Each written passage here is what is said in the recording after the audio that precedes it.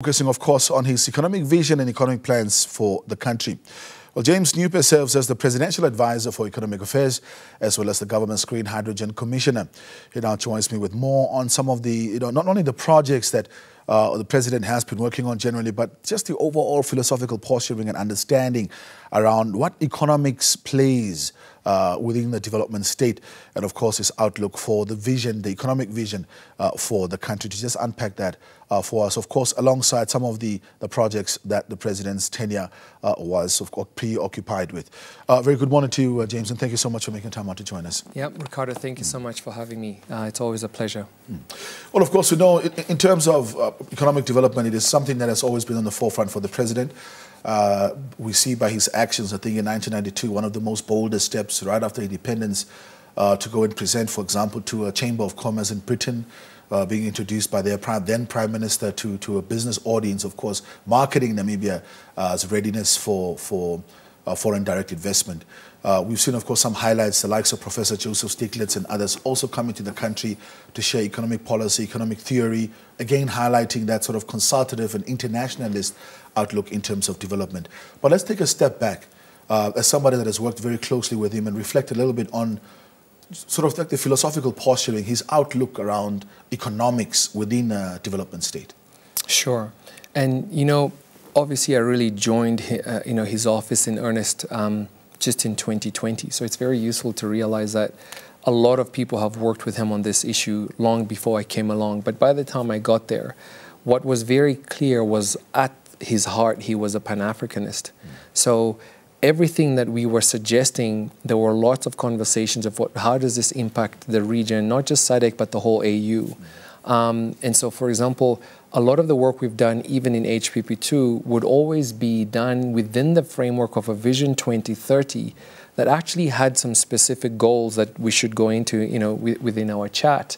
And then, of course, within the context of Agenda 2063, the Africa we want, right? And so, for example, you will see that a lot of our ambitions were to do with industrialization, adding value to minerals, connecting Namibia to our fellow neighbors, some of whom, for example, don't actually have a port, right? So Botswana, how can we connect with Botswana? How can we help Zambia get its copper to the market? So very much Pan-Africanist, with the realization that to really reach the full potential of the continent, we do have to trade globally, east, west, and all the way up to the Middle East and Europe as well. And so that then really underpinned a lot of the work that we were doing from an economic perspective, whether it was HPP2, of course, that ties into the NDPs, which of course borrow all of their sort of ideals and vision from Vision 2030. If one looks at it, of course, and we think about economic policy and development policy on the continent, we've always been forced to sort of getting caught up in the scramble for Africa, for lack of a better word, between the East and the West. Who do we really do business with, and so forth. Talk to me about how, of course, the President managed to maintain sort of an unaligned relationship in as far as business and economics is concerned, working with both the East and the West, and why that posturing is important for our future economic development. Absolutely. And, I think hopefully at some point in time, we've got those visuals that we prepared for our viewers, and we can show them. But if you really think about where Namibia sits, even on the continent, right? We have a straight line to the US, we have access to Europe, and you have access to Asia as well. And so, Namibia, at least from my interactions with the President, we were always a friend to all and an enemy to none. We also realized that our goods fetched optimal prices in different markets, right? And so as we started putting together what we are now calling a green industrialization blueprint, for example, we came to the conclusion that the largest trading bloc in the world, for example, like the EU, were actually beginning to put in place policies and legislation that would discriminate on goods and services based on their carbon content. we then also came to the conclusion that East Asia was going to be a significant consumer, for example, of clean products as well. And so whether it was Japan or South Korea or Belgium, Netherlands or Germany, or indeed China that was consuming our uranium and actually looking for the same critical raw minerals like our lithium, or even the US that, for example, could be a potential source of capital, but also equipment that we needed to add value to our minerals, we were willing and able to trade with the whole world. And this is why towards the end of last year, we had really completed 3 different MOUs, one with East Asian partners, one with the EU and other partners, and one looking to trade with the US as well. While, of course, harboring within Namibia already a lot of activity from our traditional trading partners, such as China and others as well. So very much a global play field is necessary. However, a key thing that happened towards the end of last year was Namibia was actually invited to co-convene a global group called the CRM Club, which would be similar to the Mineral Security Partnership, which wanted to convene players from all over the world, especially Africans, to work with other global players to diversify the value chains for critical raw minerals. Now, that was a very interesting opportunity for our president to start integrating our neighbors into a very global opportunity which we had started to underwrite in Namibia from 2021. And that is what this green industrialization blueprint begins to do, is it identifies key corridors, the Trans-Zambezi Rail, Trans-Kalahari, Trans-Oranje into South Africa, looking to then bring minerals from our neighbors.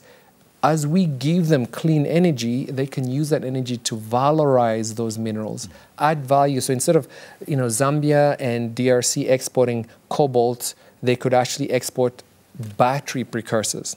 We would then provide a green corridor using rail to our port, and then with green maritime So this is also part of where the overall logistics hub framework, for example, plugs into that.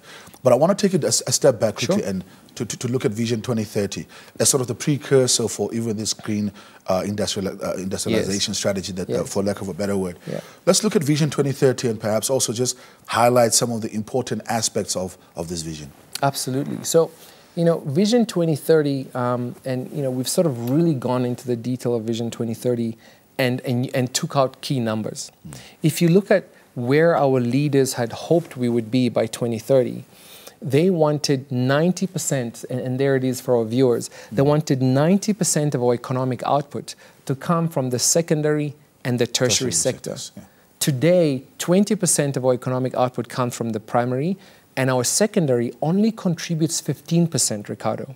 So to get there, we would have to double the secondary sector and then some, which means we really need to build a strong manufacturing base. The other important thing about Vision 2030 is it had an aspiration that by 2030, we would have an unemployment rate of only 2.3%. Today, we're at 33% north thereof. If you then increase the population and you apply these templates, you realize that we might have to create 497,000 jobs between today and 2030. And the last one there, one of the most important ones, today Namibia is one of the most unequal countries in the world with a Gini coefficient of 5.9, 5.8. If you look at what Vision 2030 was targeting, it was 0.3. So we also have to halve our level of inequality. But how realistic? I mean, if one looks at this, you also look at the practical side of things, of course, if you discuss it with economists. Sure. At the time when we were coming up with these numbers and putting up these targets, there were different assumptions that supported this planning. Correct. If we can just reflect on, obviously, some of what has happened in between versus, the factors that we considered 10, 15 years ago when we were coming up with this. Correct. How does it match up now? Is it, have we done bad, or under the circumstances, have we done well? So, I think we prepared a visual for your viewers here as well. Look, we have made a significant amount of progress, right, since 1991 in terms of, for example, the people who have access to electricity has increased tremendously. We have decreased poverty tremendously as well. And so between between 1991 to 2023, we have made significant progress. But of course, we know that this is why the president always talked about independent intervening variables, right? Is, of course, in the middle of all of that, COVID happened. We got a massive drought as well. And so today, if you looked at Namibia's growth trajectory relative to other upper middle income countries, the past sort of 3, 4, 5 years, we've gone a bit sideways, right? And so, of course, you then now need to stop, pause, relook your strategy, see what's happening outside the world, and then recalibrate and inject new potential for growth. And that is really where we find ourselves today, right? Is the world really post-COVID went on a significant drive to decarbonize industry, right? And to start to combat climate change. And various opportunities have arisen from all of that. And so what we did is we took every ambition we had to be a logistics hub, to have some of the best rail infrastructure in the country, to have good world-class port infrastructure, and then we started restructuring. So this particular visual, for example, that we're sharing now with our viewers, actually shows you the progress we have made in numbers since 1991. Share some of those numbers in terms of... So, you know, what we have up on screen there is, look, average growth has actually outperformed peers by 3.5%. People living in poverty, below the poverty line, has halved during that period. So we've raised a lot of people out of poverty. 55% of the population now has regular access to electricity, but we want to do more, right? And then 92% of the population can read and write. That's a 25% increase from where we started since independence. So yes, since independence, our infant mortality, for example, has decreased by half as well. So those are notable progress that we have achieved as a country. The key is, how do we now shoot from here to Vision 2030? And that's what the next visual will show. And that's what I wanted to get to now, of course, having identified some of the achievements. We're saying that we're keeping the targets the same and we're just working towards how we can accelerate to meet those targets. Talk to us now about the green industrialization strategy as an overall economic and development strategy from the Geingob administration. And then we can perhaps go into some of those details, including green hydrogen, oil and gas, and so forth. Absolutely. So Namibia, you have to take a sit back, and there's a specific map that I wanted us to show our viewers. You have to sit back and see, where is Namibia, right? Namibia to the north has Angola. We've got Zambia, DRC right to our northeast, Botswana next to us, South Africa below us, and Zimbabwe is there in the corner in our north, in our southeast as well. All of these countries have very important minerals that the world needs for this just energy transition, right? You can think, Ricardo, of copper, right? Rare earth elements that are needed for permanent magnets. Of course, lithium that is needed for batteries. Platinum that is needed for electrolyzers, and more. So Namibia is surrounded by these neighbors with its rich endowments. Now, one of the things that our president was always very passionate about was the AU and Agenda 2063, which always spoke about, well, the theme of it is the Africa we want. And actually, Agenda 2063, when you delve into it, had a specific commodity strategy. What do we do with our minerals? And it had a specific strategy on what do we do with our infrastructure and energy. And it always spoke about augmenting our infrastructure to allow us to trade effectively. Energy security, clean energy as well, to make sure that our goods are competitive. And then very importantly, never being content with exporting minerals in a raw form. So our strategy, that map now that we have there, begins to show you that the idea is Namibia can be a clean energy superpower, clean energy hub, because we have this great wind and solar. We can trade that electricity into one of the 5 power pools in Africa called the Southern African Power Pool. Today we import from there. So already we begin to give clean energy to our peers. They can then use that clean energy to valorize their minerals. So, but DRC and Zambia today have an ambition to put up a battery precursor plant that will take their cobalt and start making battery precursors that then go into the final product. So it's also important to understand what are some of the other economic activities that are taking place in the region that we can leverage off from. Critical, and not just in the region, but those battery precursors, where are they going? They're going to the world. So once you understand what DRC and Zambia want to do, South Africa and Zimbabwe have 80 to 90% of the platinum reserves in the world. You start to say to Botswana, Zambia, you don't have a port, but I have a port. But I have rail that connects the two of us. Just last year, we have concluded a particular transaction that allows a large private sector player to work closely with Namport to add capacity to Namport's container terminal. I just want to see also how this plugs in. Of course, we know we've got the Africa Continental Free Trade Agreement. Exactly. I think for a lot of the people on the ground, particularly because we are encouraging entrepreneurship. We're saying Correct. that the challenge, of course, for youth unemployment, the biggest demographic dividend in the country is to look for either employment or to create employment themselves. Correct. And now there's, of course, a concern with 2.5 million people. We've got other bigger economies on the continent that are also producing. So there were concerns around products flooding the market, et cetera, et cetera. Reflect on how this green industrialization strategy plugs into the larger dream of the AFCFTA and how we can perhaps make use of the continental market. Today, our trade with our fellow peers is fairly minimal. We might sell, for example, some macro to Angola and DRC. Here, what we're proposing is we could be getting these goods. First of all, we start trading more electricity, because remember, we import electricity today. So that's trade with our peers. But now we start selling electricity. Then we start importing their goods and transferring them to a port. Now, if you're an SME, there's so many different ways you can participate. These goods need to move, right? Logistics is an easy way to start participating. A lot of these goods are moving on trucks today. We're going to be building a rail and getting a lot of these on rail, right? A lot of construction will happen. You know, Ricardo, that construction was one form where lots of Namibian SMEs could get involved. So as the construction activity begins to take place, Namibians can participate.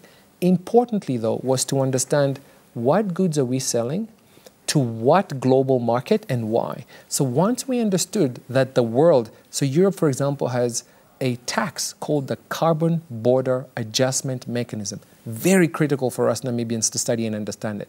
What it says, Ricardo, is two goods are coming into Europe. One was made with more fossil fuels and has a higher carbon content than the other. I will slap this one with a tax that essentially makes it uncompetitive compared to a cleaner product. So trading clean electricity is more important than people know. It's not just for energy access, but it's for competitiveness as well. But for competitiveness as well. And I want you to touch on the carbon credit business as well, and, Sure. and what kind of benefits we can accrue from there. Because many are saying, but look, if we look at the emissions, Namibia doesn't emit that much. Why is there so much pressure on us to go green and to have green planning in as far as our future economic development plans are concerned? Absolutely. Explain a little bit the carbon credit business and the benefit that we can accrue from there. The last time I spoke to you, Ricardo, we spoke about the green growth plan that Namibia put together in 1992. Yeah. They did that because they recognized that Namibia was one of the most vulnerable economies to climate change. So we're not trying to solve this problem because Germany, China, and the US emit. We're trying to solve this problem because we feel the impact of that emission more than everyone else. Because we, for example, don't have the resources to deal with mitigation and adaptation, right? So when sea level rises, you know, Miami will be fine. They've already started building a whole new sewage systems etc. Yeah. We don't have the money to do that. So carbon credits are merely a situation whereby we don't emit much, we abate or we reduce our emissions more than our targets, and the difference, that excess reduction in our carbon signature, we can actually trade with Japan because they're not meeting their standards. So what you can see here as well is that there are multiple potential sources of revenue for us, right? Yes, it's trading the fuels, it's trading the goods, it's trading energy, but it's also selling carbon credits. And I think one of the things with this blueprint is, of course, we're now going to deliberate on this in detail with Cabinet, but we want to share it with the Namibian population as early as possible so that we can almost levelize the playing field and empower our Namibians so that they can participate in these new opportunities as much as possible. That is the idea of this blueprint. I think in terms of this, of course, we're seeing the overall strategy and much of this depending, of course, on who you're talking to, since you have an audience that is varied in terms of the LSM, for some it might sound like jargon, but there are some languages that everybody understands. And one of those, of course, is the figures behind the youth unemployment that you mentioned. Absolutely. Let's reflect on some of the immediate interventions to curb the challenge of unemployment, of course. And I want you to start with, I think, arguably one of the biggest ones right now, which is the green hydrogen project. Sure. And so it's useful to appreciate that this blueprint that we're talking about estimates that if we do this, we can potentially create more than 250,000 jobs. We need to know that we don't today have all of those skills in country, all right? So we will need to reskill some people, train others afresh, and we've already started doing that. So this is why you've seen more than 180 scholarships being given, right, for the past 2 years. Those scholarships were primarily from government's efforts to bring in grant funding, right? What we're now trying to do is encourage more private sector to train and provide employment opportunities for young Namibians, right? Because ultimately, if you get a tender to transport more copper as a logistics company, you will need more drivers. If you get a tender to build more ammonia bunkering facilities in Walvis Bay, you will need more labor, right? So we will need to train more artisans, etc. What we're doing as a government is trying to share more information on where will the demand for these skills come from, and then working with the tertiary sectors to say, how do we skill up our people? I'd like to end with one example. 30 years ago, Qatar's population was about 300 to 400,000, and the economy was $7 billion in GDP. Today, Qatar has an economic output of more than $250 billion, okay? And their population is north of 3 million. Why is that important, Ricardo? For Qatar to have hosted the World Cup and become the largest exporter of gas, they needed to also welcome new people into their country as well as train their own. So the 3 million population has 10% of that is Qataris, but Qatar as a country is unrecognizable to where it was, three decades ago. Namibia will have to go through a similar, not exactly the same, but a similar journey. But we've seen with that also, of course, particularly if you look at Qatar, the UAE, overall development, there's a lot of state involvement in terms of ownership of the resources that they're exporting or that they're selling.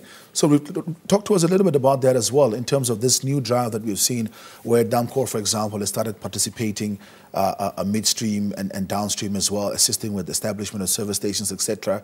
10% ownership in some oil blocks, Ipangelo and so forth. Just reflect on, we know, of course, it's a mixed economy, but the state also trying to take a little bit more active role in terms of ownership, so as to increase the share that the Namibian taxpayers get from there. So one of the things we've done as a government is we've tried to be more deliberate in defining where we get involved, and where we get involved to spur activity, where we get involved to engender competition, and where we should get uninvolved, right? And there's an ownership policy, right, that has been developed by the Minister of Public Enterprise and has gone into cabinet that will start saying, where do which SOEs get involved? I mean, practical example, green hydrogen, no private sector party was really thinking about it, right? So we've gotten involved to initiate the thinking, and now a lot of private sector parties are coming in it, and we may be able to pull out, right? But in the beginning, it could be that, for example, with the first project, we had to have equity there really to spur that activity. But for the second one, do we need the same amount of equity? Possibly not. I think if you study Singapore, Saudi Arabia, Qatar, as you mentioned, even Germany, even the US and China, you will see that all of their states play a very strategic role for various catalytic sectors. So as to say, we look at it on a merit and individual basis from sector to sector. And the ownership policy discussed in cabinet defines those rules and defines where we should be getting involved and not. In conclusion, as I let you go now, just what is the economic legacy of Dr. Hage Geingob? I think, and I always find that question being asked to me is quite unfair, right? Because I didn't define his economic legacy. There's a whole cabinet of ministers. I'm just one member of a team that deals with that. But I can see that if I look at his overall vision and desire for the country, it was one that Namibia would become an industrialized nation with a diversified export basket, with a good quality of life with greater equality. And we think that this green industrialization will play a meaningful role to achieve that particular goal, but it wasn't, and it will not be his only part of his legacy, right? So it's one of a part of his legacy. I think if you look at HPP2, he always spoke about how it ties back into Vision 2030. And so his legacy would be, in my humble opinion, a president who played a big role in accelerating our pathway to Vision 2030, because that was always where he drew the identity of his ambitions from, together, of course, with Agenda 2063, the Africa we want. Thank you very much, James, for making time out to join us. Absolutely. Thank you, and good luck for the rest of the morning. Well, we have James Mnyupe, the presidential advisor on economic affairs, of course, reflecting on economic policy, Geingob's economic aspirations for the country, of course, zooming in a bit on Vision 2030, some of the achievements during Vision 2030, identifying the gaps, and, of course, sharing with us a clear strategy of where we are moving forward to as a country.